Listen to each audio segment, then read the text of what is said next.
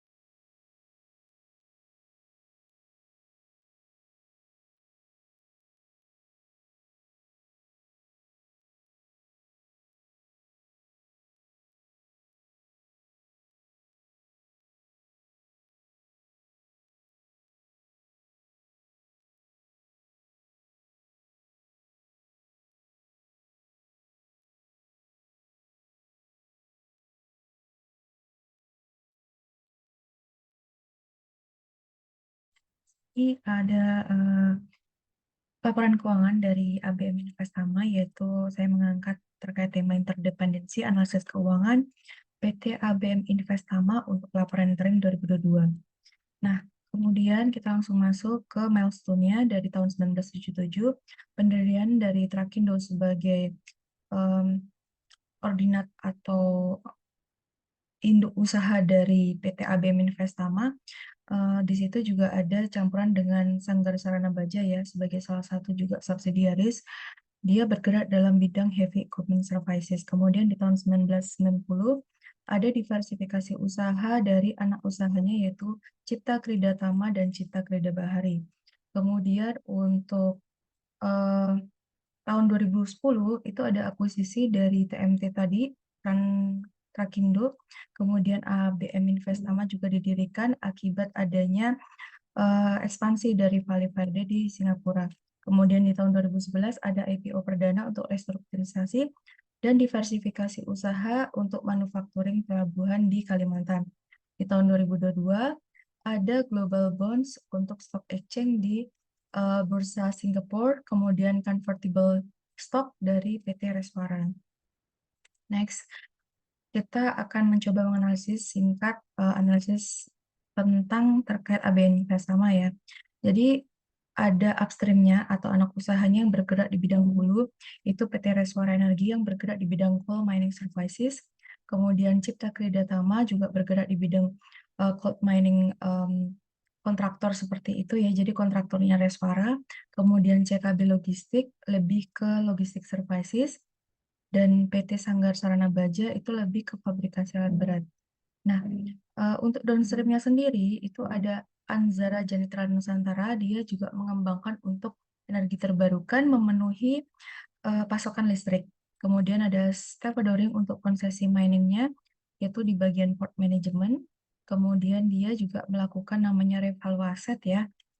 Revaluasi ini memang diharuskan agar nantinya PT Reswara itu mengetahui berapa sih perputaran atau turnover dari aset-asetnya tersebut dalam menghasilkan manajemen laba seperti itu. Nah, untuk perputarannya sendiri itu diperlukan namanya perhitungan untuk depresiasi dan akumulasi. Seperti itu. Untuk eskalasi cost centernya sendiri juga harus dikaji ya, setiap masing-masing upstream dan downstream ini, karena nantinya ditakutkan ada transfer pricing. Kalau ada transfer pricing, maka harus perlu namanya jurnal evidensi. Next.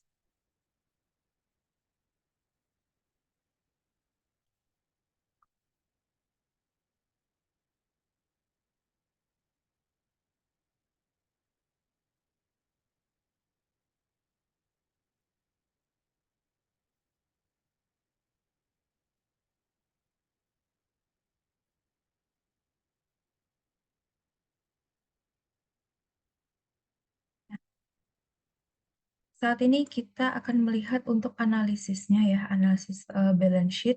Di sini kita langsung bisa melihat sajian dari balance sheet itu ada di posisi asetnya sendiri, itu, tidak ada masalah ya, yang paling terpenting adalah di posisi piutang. Piutang di sini itu dia ada piutang pihak berelasi dan pihak ketiga. Nah, dengan adanya piutang ini yang terlalu besar, harus ada namanya, pencadangan untuk, bad debt ya, atau allowance for bad debt gitu ya.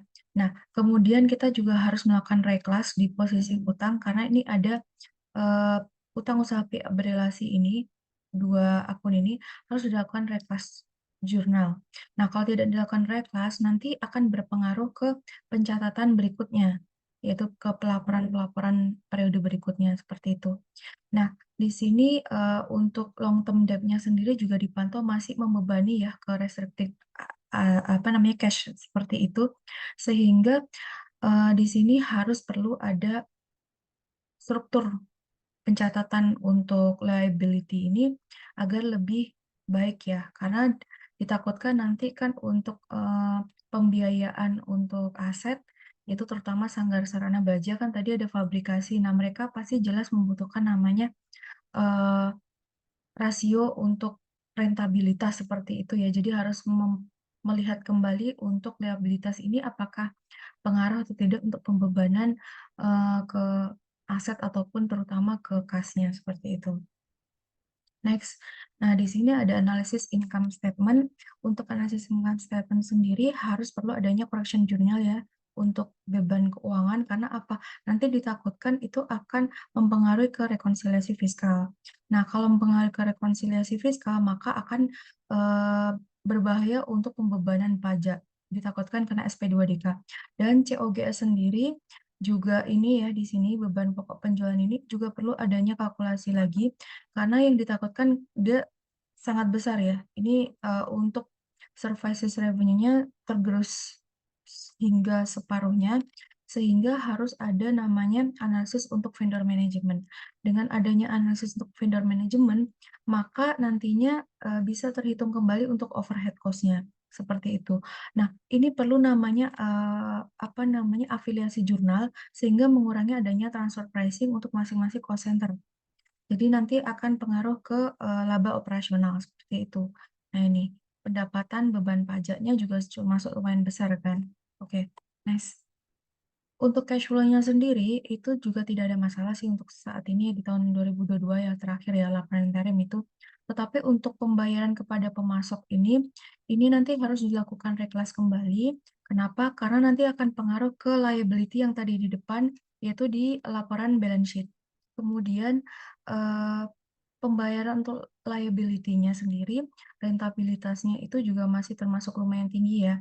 Karena adanya pembayaran pinjaman bank ini diakibatkan adanya, eee, resiliensi pada saat Covid atau pandemi di tahun 2019-2020 seperti itu.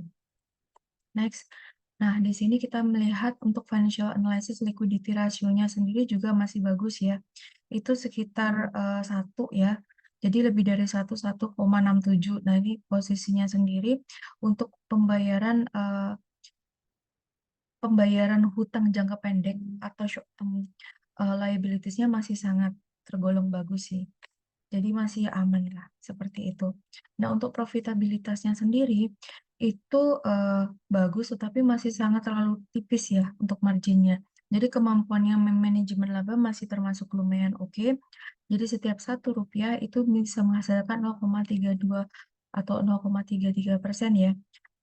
Sehingga restrukturisasi untuk manajemen labanya ini harus perlu dikaji ulang. Untuk ROA-nya sendiri masih juga lumayan bagus ya. Operating margin, gross margin-nya juga masih lumayan oke, cuman terlalu masih tipis sekali. Nah, untuk solvabilitas kita akan melihat bahwa di sini terlalu tinggi juga ya untuk DER-nya, sehingga, dipastikan bahwa ekuitas ini dilakukan, untuk pembiayaan ke long term, seperti itu. Jadi berbahaya sekali untuk posisi, ekuitasnya ya.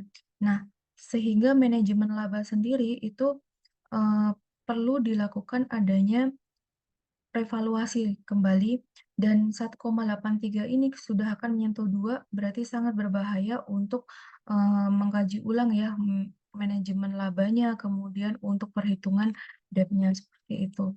Nah, kita melihat di posisi aktivitas, activity ratio. Nah, di posisi activity ratio ini, itu, sangat berbahaya di days of receivable atau, kita melihat dari potensi kajian dari, finance team-nya atau collection team-nya itu masih lumayan kurang ya untuk melakukan namanya collection lapangan, sehingga perputaran untuk uang yang ada atau cash flow-nya sendiri untuk pembiayaan hutang berikutnya itu masih termasuk lumayan, lama mendapatkan uangnya, seperti itu.